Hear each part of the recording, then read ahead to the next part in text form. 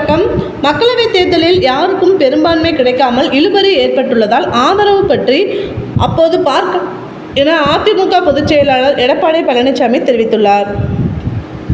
சேலம் மாவட்டம் ஓமலூரில் செய்தியாளர்கள் சந்திப்பில் பேசிய எடப்பாடி பழனிசாமி, திமுக வெளியிட்டுள்ள தேர்தல் அறிவிப்புகளில் இதுவரை 7% அறிவிப்புகள் மட்டுமே நிறைவேற்றப்பட்டுள்ளதாக கூறினார்.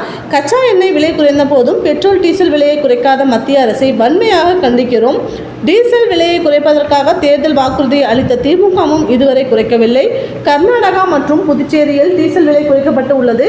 இதனால் அத்தியாவசிய பொருட்கள் விலை உயர்ந்துள்ளது. விலைவாசி அதிகரிப்பால் மக்கள் கடுமையாக பாதிக்கப்பட்டு உள்ளனர்.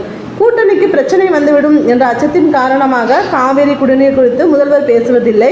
திமுக அரசு சரியான முறையில் அணுகாததால் உச்சநீதிமன்றத்தில் அளித்த தீர்ப்பின்படி கர்நாடக அரசு காவிரியில் இருந்து தண்ணீர் திறக்கவில்லை. இதனால் டெல்டா பகுதியில் விவசாயம் பாதிக்கப்பட்டு உள்ளது.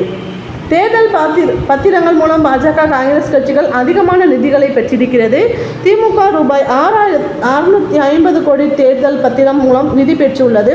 பிரதமர் அடிக்கடி தமிழகம் வந்து செல்வதால் எந்த பயனும் இல்லை. மத்திய அமைச்சர்கள் தமிழகத்திற்கு வரும்போது ஏதாவது ஒரு திட்டத்தை தொடங்கி வைத்து சென்றிருந்ததால் ஏதாவது பயன் கிடைத்திருக்கும். அதிமுக ஆட்சியில்தான் பல்வேறு துறைகள் வளர்ச்சி பெற்றன. பல்வேறு திட்டங்கள் இல்லங்கள் தோறும் சென்றடைந்து வருகிறது. மக்களுக்கான சேவையை அதிமுக அளித்து வருகிறது. கருத்து கணிப்புகளில் அதிமுகவிற்கு பின்னடைவு ஏற்படுவது போல் கூறப்பட்டாலும் அவை உண்மையான நிலவரம் அல்ல.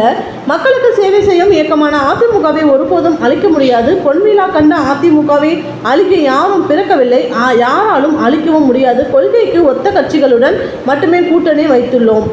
இந்த தேர்தலில் அதிமுக கூட்டணி அமோக வெற்றி பெறும். மக்கள் எதிர்பார்க்கிற வெற்றி கிடைக்கும். சில ஊடகங்கள் பொய்யான கருத்து கணிப்புகளை வெளியிடுகின்றன.